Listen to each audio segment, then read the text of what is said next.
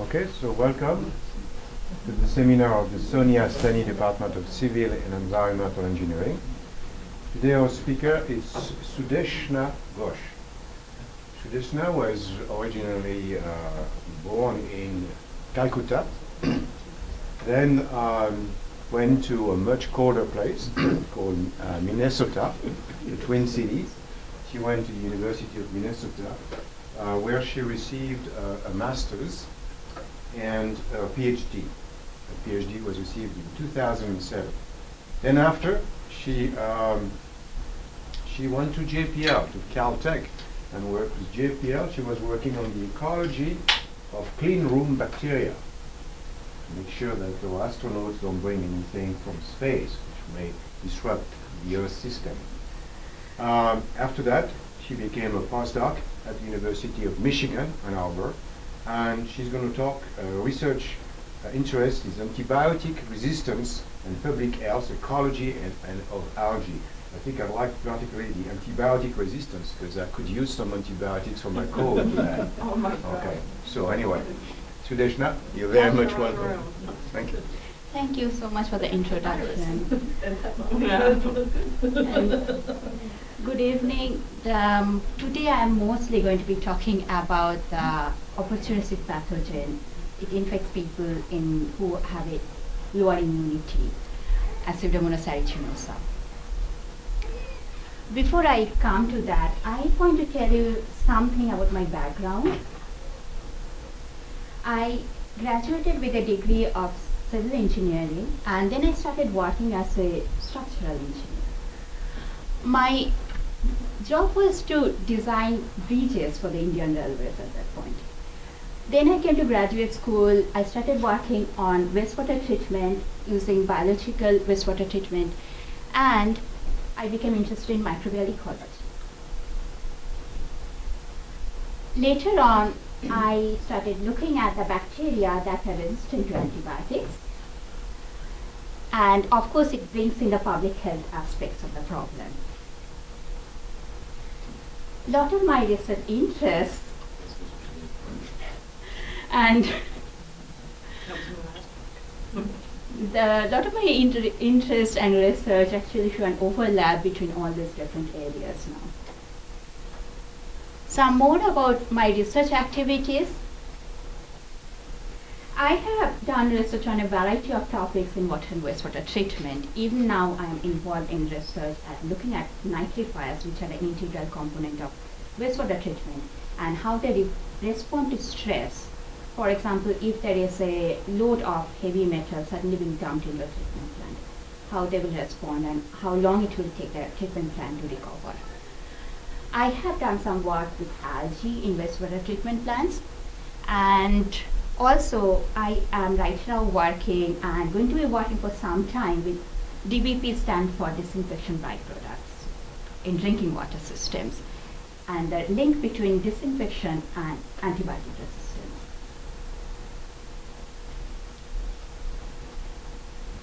My dissertation was on antibiotic resistance, but it was looking at the effect of manure coming from feedlots and if they're building up a reserve of resistant bacteria in soil. Then there is a lot of my research right now is on Pseudomonas aeruginosa and how it responds to a group of chemicals that chlorinated phenol. Pseudomonas aeruginosa is an opportunistic pathogen.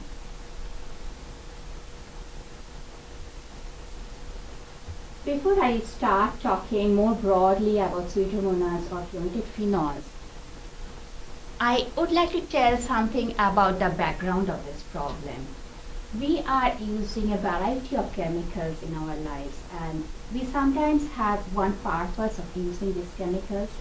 For example, antibiotics are used for treatment, or polychlorinated biphenyls were used in transformers, but that's not the only effect they have on the environment or on living organisms. My interests come from trying to understand these interactions between chemicals and the biology.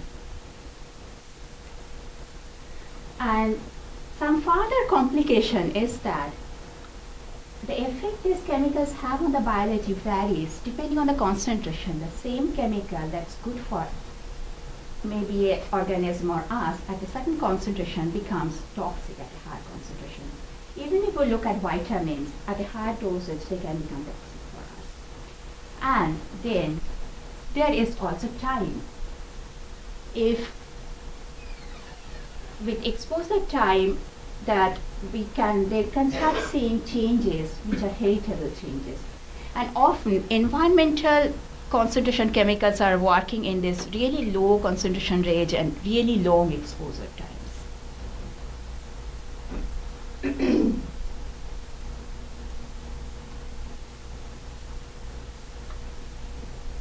Antibiotics fit into this whole idea about they're used for one purpose, but now we are starting to realize they have a variety of other functions in nature. Bacteria use them for communication among each other. So they were discovered in the last century and they had a tremendous impact on our health. However, antibiotics have this effect. When we are using antibiotics to kill the pathogens, what happens is that the bacteria that are resistant to the antibiotics, they don't die. So what we are doing is that we are eliminating the ones that are susceptible, and the ones that are resistant are remaining, and the remaining ones can then proliferate. So effectively what we are doing is, when we are using antibiotics, is that we are selecting for a larger pool of bacteria that are resistant. If my PhD research was looking into this idea from the perspective of agricultural antibiotic use. About 70% of the antibiotics that are produced in the US are supposed to be used in agriculture for purposes that are not necessarily treatment. They are used for promoting or making the animals grow faster. And there are a lot of other misuses of antibiotics. For example, you can find in some countries you can still buy antibiotics over the counter. Means they are not being prescribed or regulated. And this is becoming a huge problem because these antibiotics are selecting for more and more of this resistant bacteria. As you can see, even now, this is a World Health Organization report, very recent report, which is showing a rise in the trend of multi-drug resistance. Multi-drug resistance means the bacteria are resistant to multiple different antibiotics in the bacterium that causes tuberculosis.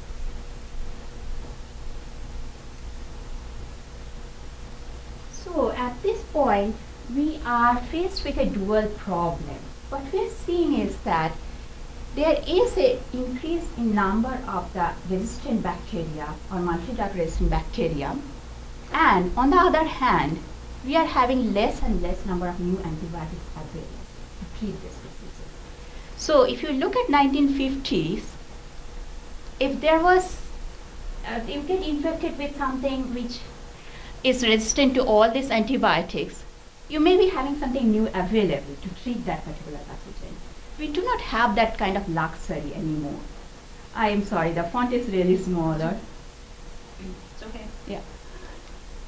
So now coming to the next step, this is what I've been talking about. This is my rendition of bacteria, different types of cells.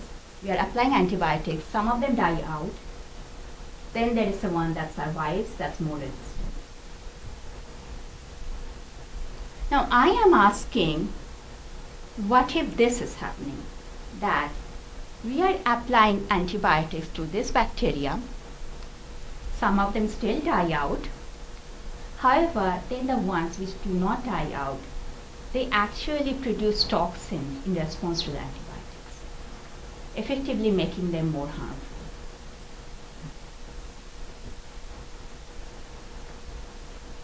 So with this introduction, I want to introduce you to the organism I've been working with the past 2 years. It is ubiquitous, meaning you can isolate from soil, you can isolate from water. It forms a part of non-drinking water supply lines. And it's also a pathogen. It's a pathogen, it's infecting people in the hospital, people who have had a surgery or people who have a lower immunity. And it also infects people with cystic fibrosis, which is a genetic condition. once Pseudomonas aeruginosa actually infects people with cystic fibrosis, it's really hard to get rid of this infection. So what it shows is that this is an organism that is highly adaptable to the environment. Efflux pumps are one of the mechanisms that make bacteria resistant. So this is a bacterial cell. What efflux pumps do is that they can efflux different chemicals or antibiotics out of the cell. And multi-drug resistance efflux pumps they do not have a very specific, one specific chemical target. They can efflux multiple antibiotics. Interestingly, these efflux pumps are found in a variety of organisms. In fact, they were first discovered in connection to anti-cancer therapy in mammals. And because they have such less specificity towards a particular chemical, we still struggle to understand why these efflux pumps are there or what they are actually doing. Are efflux pumps something that exists in nature, or are they? So this is a bacterial cell, so it's communicating from inside of the bacterial cells to the outside. And it's very common, it's common in all bacteria, it's common in us also. We also have efflux pumps in our cells. So it's not like efflux pumps are manufactured by a chemical, by a pharmaceutical company, and you put them in the body? No. So it's naturally occurring. Yeah, it's composed of proteins. So what it does is that it's actually energy driven, so it's pumping protons inside. One example would be, so protons are going in and chemicals are going out.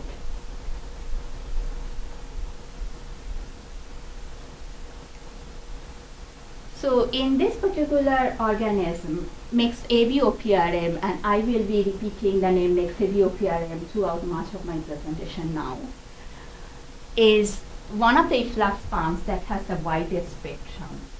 It effluxes a wide spectrum of chemicals and antibiotics. It just sits across the cell wall. It's composed of 3 different proteins.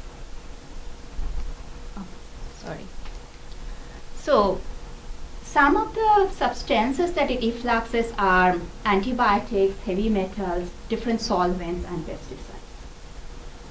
However, it also effluxes autoinducers, which are chemicals involved in cell-to-cell communication. So bacteria can send out chemicals, and other bacteria can receive these chemicals, and they can sort of talk to each other.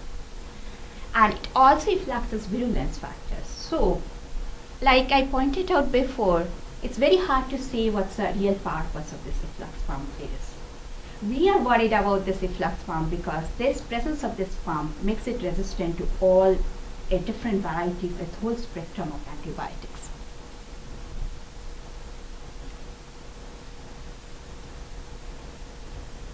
So this pump is driven by energy, and the bacteria regulates it. When it needs to have the efflux pump on, it's producing it more, and when it doesn't, it shuts it down more. And one of the mechanisms that was found recently was oxidative stress. Oxidative stress can oxidize some of the regulatory proteins, and that can lead to increased production of the pump and increased efflux. However, that's not the only mechanism that it's using. A student in our lab before was working with pentachlorophenol, which is a biocide, and she was looking at it from the perspective of groundwater contamination and trying to understand how bacteria in the groundwater will respond to this particular pollutant. She noticed that there was some relation between pentachlorophenol and efflux. So I started asking if fluorinated phenols are directly involved in the regulation of this pump.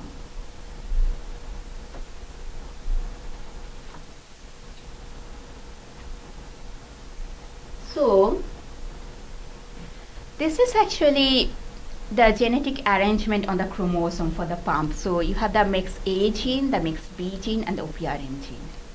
And the arrows mean the direction they are transcribed. So these are genes and this is a protein here. Mixar is a protein that's a regulatory protein. That's regulating if the efflux pump is on or off. So this protein actually acts like an on-off switch. The protein binds to this region of the DNA, which is the promoter DNA region, and it shuts off the pump. So when Mixar is bound to DNA, when no mixaviopiarin production is happening.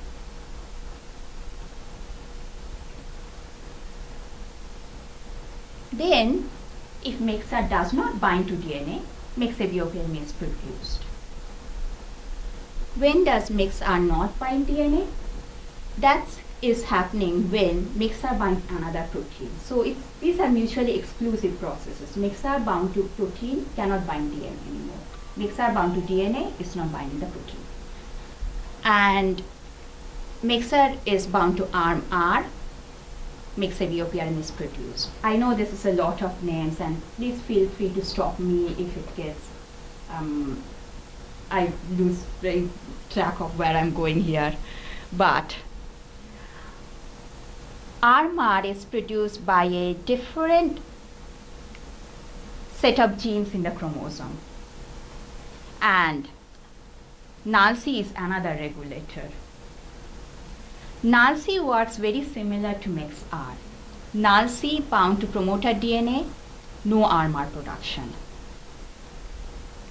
So when NALC is bound to promoter DNA, there will be no RMR production. Mixar will be binding to DNA, and this will not be produced. This proteins will not be produced. This is the other case. NALC is DNA bound. Now, if NALC does not bind DNA, we will have production of RMR. RMR will be binding Mixar, and mixaviopiarin will be produced. I was asking if chlorinated phenols bind NALC, and that was preventing NALC from binding DNA.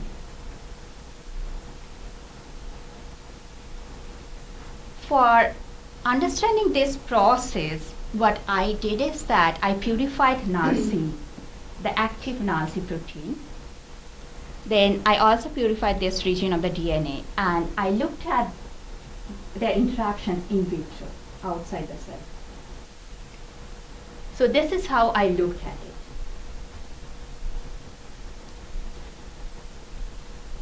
This is a DNA gel, and the migration of DNA is in this direction. And DNA moves at a certain rate through the gel. However, when DNA binds the protein, if that promoter DNA is going to be bound to NALC, then the movement of DNA is slowed down, and you can see the DNA at a different location. Now, if chlorinated phenols bind the protein will not bind DNA anymore. So the DNA will be at the same location, moving freely again. This is what I looked at in this is the real gel that I ran. The first lane is the situation DNA, just DNA present. Second lane is the situation when the DNA is bound to the protein and the DNA is slowed down. After that, I am having increasing concentrations of pentachlorophenol. And what you are seeing is that it's this situation here. DNA is moving freely from the protein again.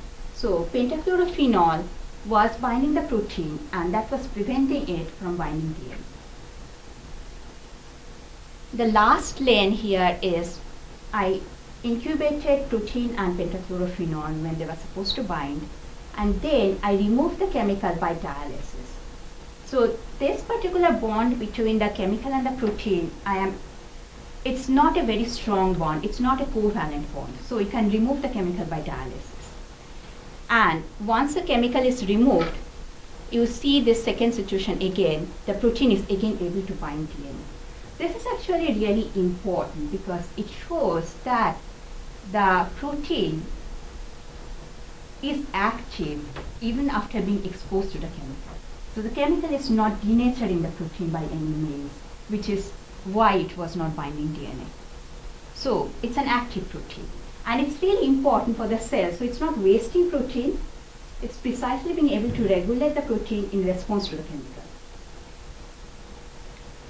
I did some further tests to look at the structure of the protein and how it changes its response to the chemical. This was done by circular diachroism, which is a method, spectrophotometric technique. The U-shaped curve shows the helical content of the protein. The protein is, in this particular case, is mostly composed of alpha helices. And actually proteins they're composed of many different molecules, and you can think of them like a jello. They have a structure, but they are also not rigid.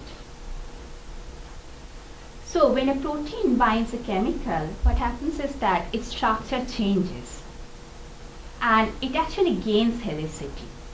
So when NALC was bound to pentachlorophenol, the curve is changed here.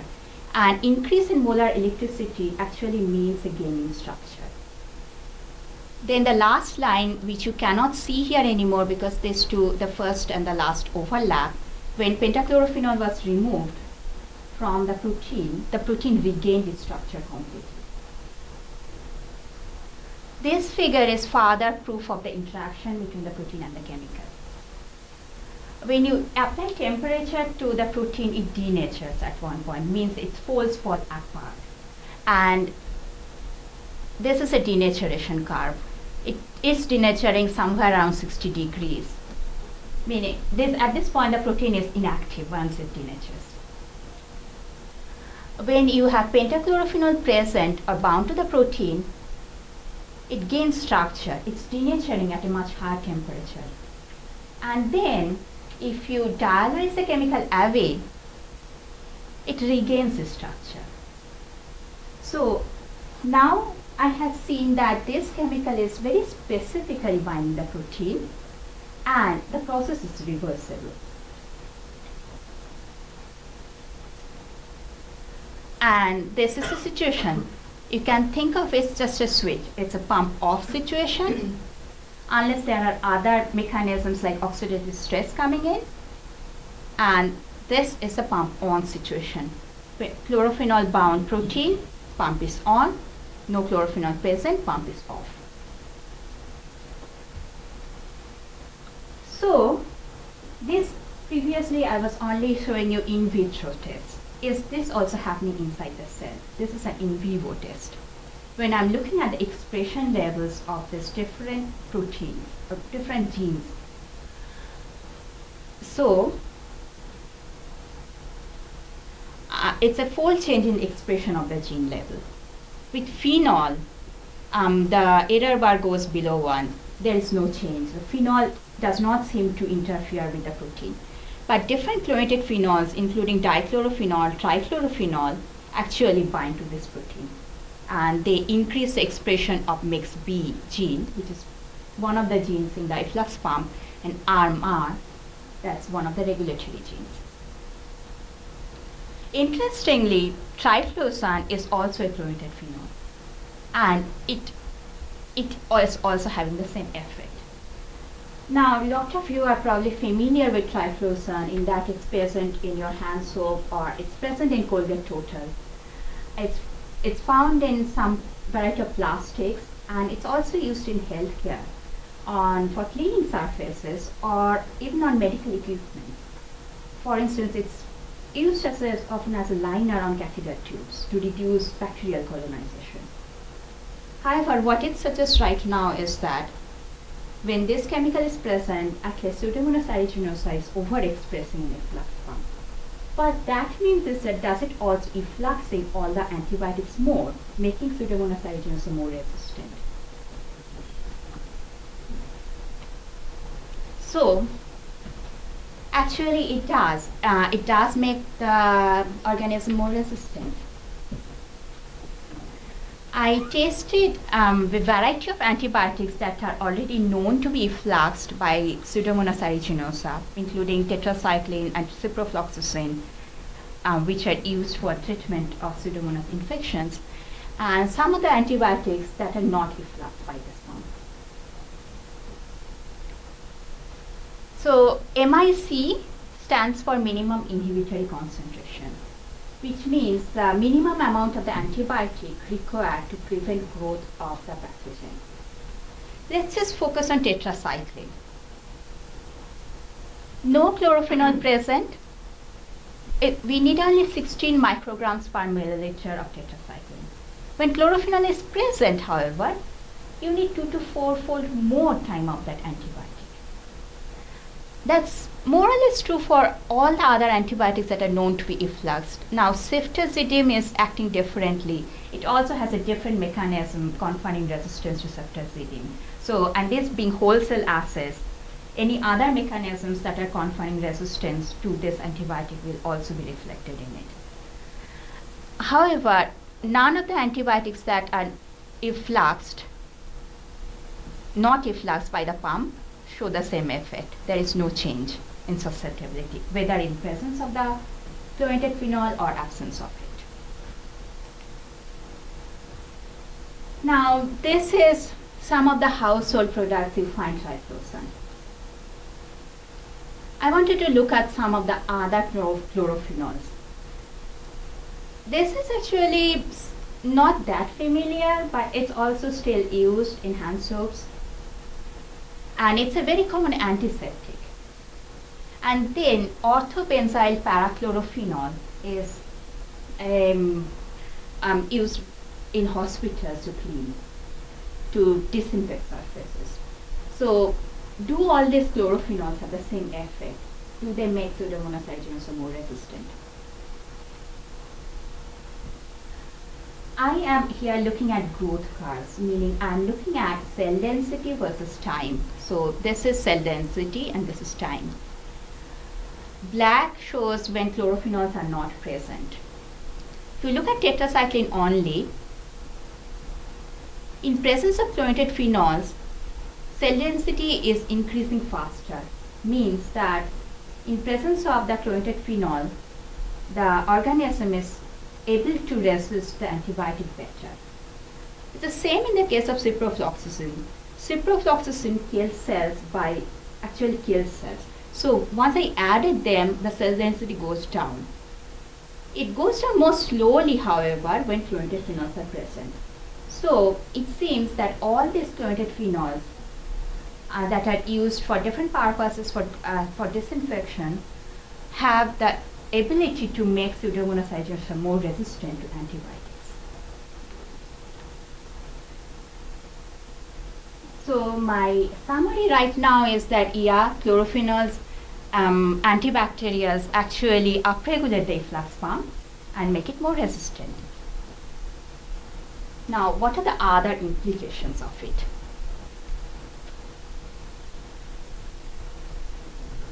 One of the effects is disinfection of water using chlorine or chloramine produces minor quantities of chlorinated phenols. And then, of course, there's a problem in drinking water supply lines. What is the role of these chlorinated phenols in biofilm formation on drinking water lines itself?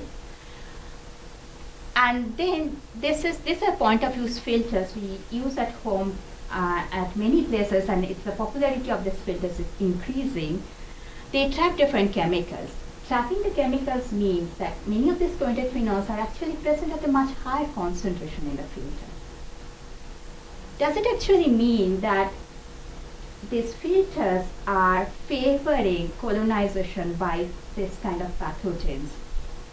Or does it over time make the pathogens more resistant? This is a project we recently got funded to look at the effect for the next 3 years. And farther on, chlorophenols are found in nature. They are produced by fungi and different rhizosphere bacteria. We do not really know what the purpose is. some of the speculation is that these are sort of a defense, sort of a toward they do not want to have the other organisms to grow, fighting for nutrients maybe. So it means that many microorganisms have evolved over time in presence of fluorinated phenols. So it's very likely that they would have evolved mechanisms either to resist them or use these chemicals for other purposes. So does it mean that fluorinated phenols are also having other effects? Or does it mean that some other bacteria may show the same effect? Particularly when it comes to healthcare, I was pointing out that it's used in so many medical devices and it's used in surgical wipes. Should we actually be worried about the use of these chemicals in healthcare then? Now, just a little bit of nosocomial infections. We still find it really hard to actually understand where some of these infections are coming from. What we do know is that when a person is staying longer in the hospital, the probability of getting this infection goes up. And then also, these nosocomial infections, these hospital-acquired infections, make other diseases more deadly. Sorry, what is nosocomial? No, it's a healthcare-acquired infections. So they probably got admitted with a certain other disease, and during their stay they got this.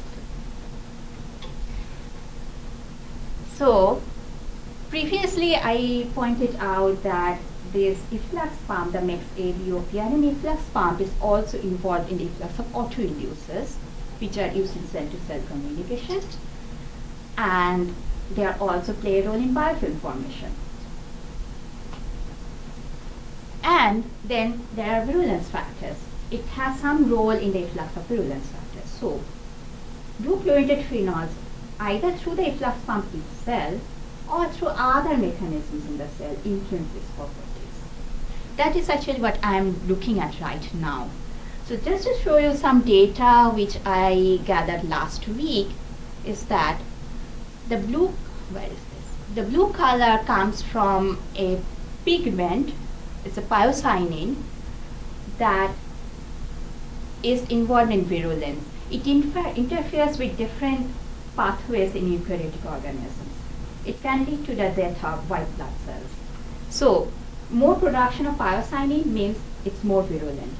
And what I was seeing is that with pentachlorophenol, it's more blue. So it's producing more of the pyocyanin.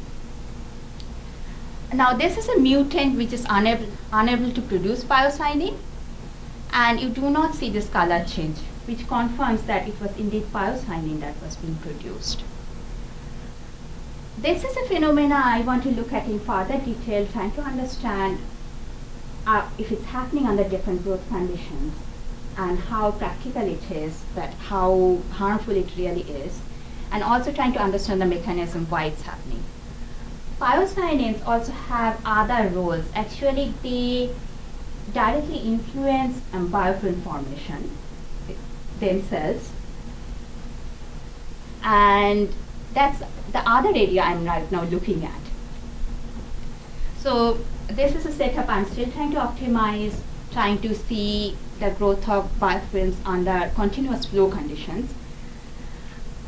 Actually, I will be growing the biofilms on a cover slip so that I can look at the biofilm as it's developing using confocal microscopy.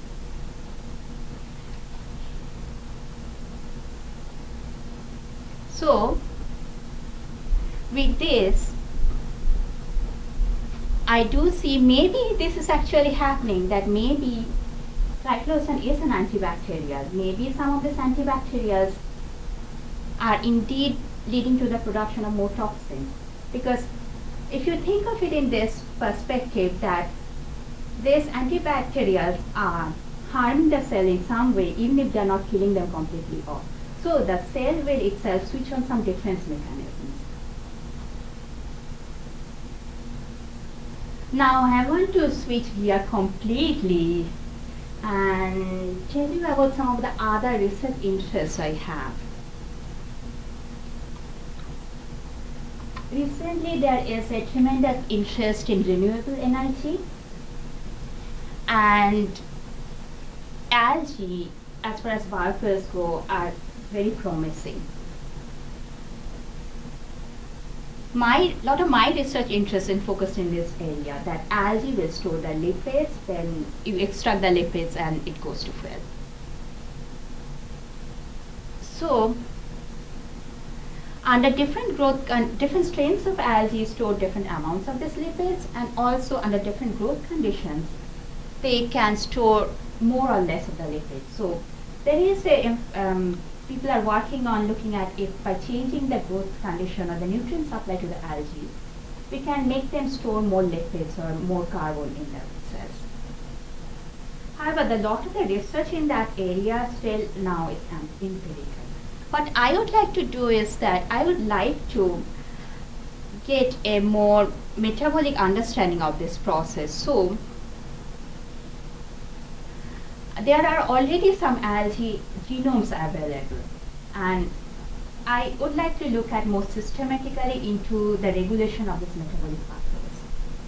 The other idea is that we actually know a lot about many of the crop plants, and lot of the understanding of either some metabolic pathways or some of the protein regulators can be transported into understanding algae themselves. So this is actually a presentation of Pseudomonas different metabolic pathways. So this is lipid synthesis, and people are starting to identify different genes there and putting functions on them. The other area I really want to pursue is that instead of using just one algae at a time, I would like to use multiple cultures of algae. I looked at the diversity of algae in wastewater treatment plant effluents, and I wanted to develop genetic techniques for it. It's still fairly new. Many of the bacterial genetic techniques are much more developed. For algae, it's still fairly common to use microscopy. So, I wanted to develop a method to look at the diversity better. Even in this treatment plant effluents, there was anywhere between 50 to 150 types of algae present. So this shows that if we want to think about wastewater treatment, combining wastewater treatment with biofilm production, the practical approach will be to have a multiple different algae growing on it. So I would like to incorporate the knowledge of algae ecology with algae metabolic engineering.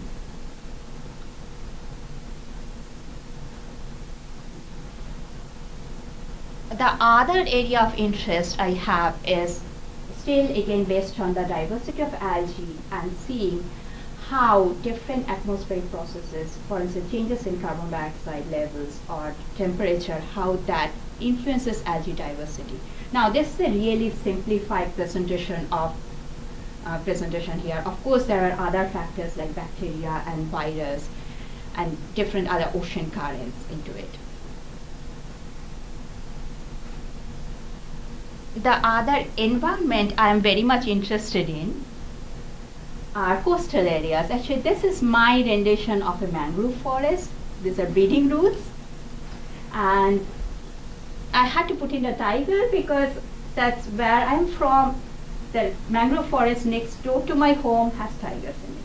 And these are really vulnerable and important ecosystems. They harbor a different exotic species, and also they protect us from different environmental calamities. And they are just in between the ocean and all the human generated waste coming in. So they are really stressed from two sides. So this is one environment that I would like to later on work in.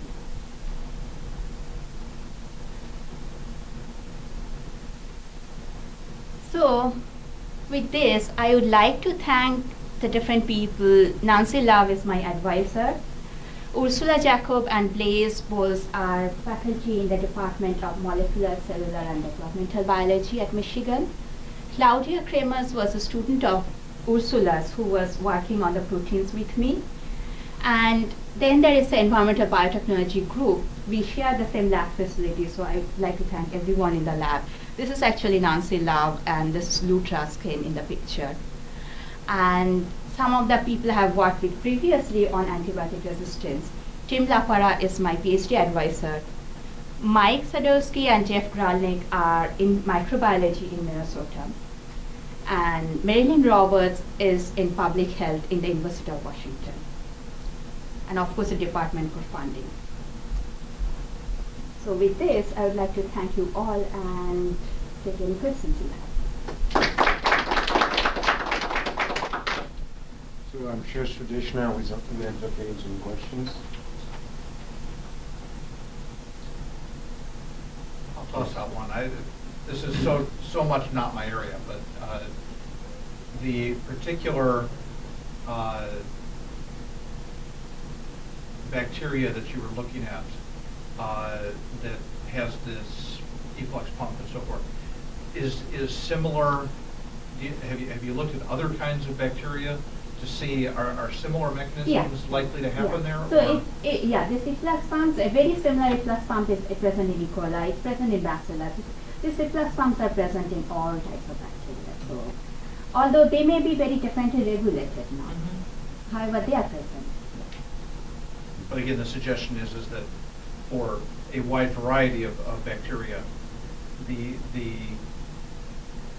mechanism for them developing or for them being resistant to antibiotics may also be strongly influenced by other things going on in their ecosystem. Exactly. Sudeshna, I have a question.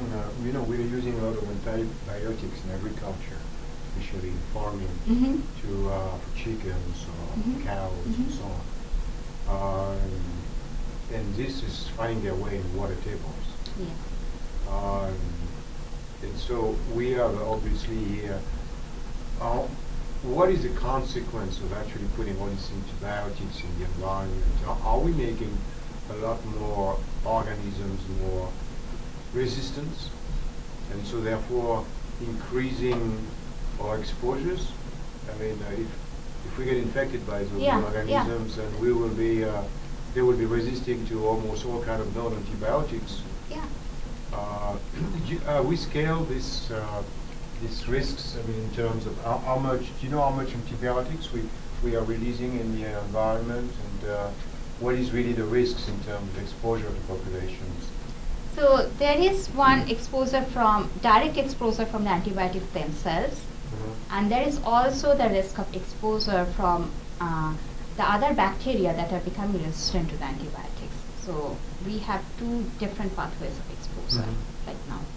But do you have some practical examples to give us which would illustrate how severe this are the consequences of the release of these antibiotics in the environment? I mean, do you have some examples, some case studies, which maybe like in farm areas, which can tell us that there has been there is actually some consequences we can actually see? Actually, one of the effects we definitely, one of the ways people look at is that when they find I'm again talking from the perspective of resistant bacteria, you are finding the bacteria having similar set of genes in one population, and you are trying to find it you are finding it somewhere else also. So there is some connection between, often they say this particular strain spread to the population. So that's one consequences you see. And actually some of my previous, this is some data I had from before when you was spreading manure on the soil coming from these 4 were feedlots, and these are dairy farms which were not allowed to use the antibiotics. And these are levels of genes. And of course you see more types of genes conferring resistance, and you see high levels of them, and this is a log scale. So we are actually selecting for more resistant bacteria. And there have been studies looking at river systems just downstream of wastewater treatment plants. You find certain types of genes which you do not find upstream of the treatment plant. So it's directly coming from the treatment plant. Now these studies are really difficult often because these are big environmental studies to correlate this particular set of genes conferring resistance are actually coming from the treatment plant, meaning from the human population. That poses a risk to anyone downstream of that discharge at that point. So you have a chance of it getting infected with bacteria that are more resistant. What you're saying is very scary. I'm trying just to appraise how severe it is in terms of how many cases in the population we have seen emerging since we have been putting antibiotics in the environment. Yeah, so a lot of this increase, I am not able to give you concrete numbers, but what I'm saying is that when you see this increase in, at one point we did think that tuberculosis is almost, we can control it, but we cannot, because we are finding more and more resistant bacteria. Now, it's very hard, difficult to pinpoint yet if it's coming from actual human-to-human transmission, is it coming from the environment? This is actually a really hard question to answer, because some of the pathogens are spread more by human-to-human contact, and some of them are spread different ways. And so you talked about a lot of the problems, but what are the solutions? For me, I think part of the reason is that trying to understand actually what are the sources of the problem, so that some of the situations like using trifluosinase hand soap is completely useless, I think. So you reduce the sources. Yeah, you reduce the sources. It's not, one option is that you can think about, okay, wastewater treatment plants can take care of everything. They cannot. We have to reduce some of the sources also. So that's some of the idea, is that we try to understand what these chemicals are actually causing, so that we can start addressing if it's possible to reduce the sources, because I do not personally think using triclosan prevents any infection in your hands. We do not need it every day at home at all. I was thinking, can you make the organisms more susceptible, to be less resistant? So this is some other research I have been doing, and I think I have the data somewhere. I think when it goes like this.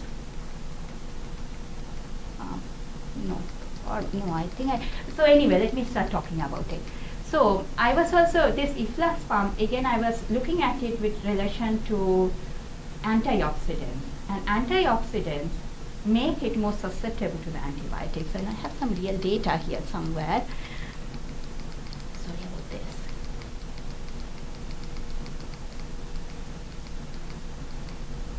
Here. So these are antioxidants. Vitamin C is you are all very familiar with. This is actually an over-the-counter antioxidant, very frequently given to cystic fibrosis patients. And what you see is that it becomes 2 to 4-fold more susceptible to the antibiotics. So you need much less antibiotics in that case. So that's where I am coming from, is that once we try to understand the actual cellular mechanisms better, maybe we can reduce some of the uses, because often it's very empirical the way we are using them. I have a good question here. Do you think that you can apply some of your experience at JPL, that's your work? Because there are a lot of emerging bacteria in hospitals. How could you apply some of the things that you have learned into those emerging bacteria? So in JPL, I was looking at clean rooms. Actually, it's often very similar to the idea of when we want to keep a cleaner facility. We were looking at hydrogen peroxide resistance, and some of the bacillus were very resistant to hydrogen peroxide. And this actually can directly translate to healthcare.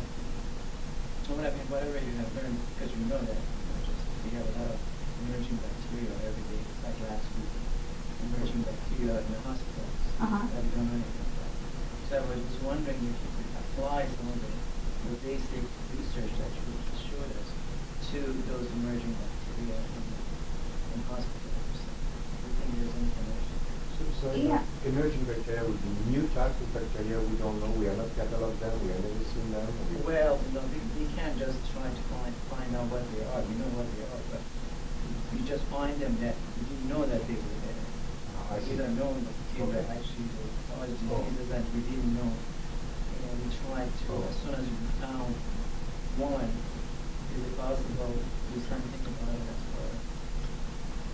So, in some way, yeah, we can start thinking of that also. On the other hand, every bacteria is also very different.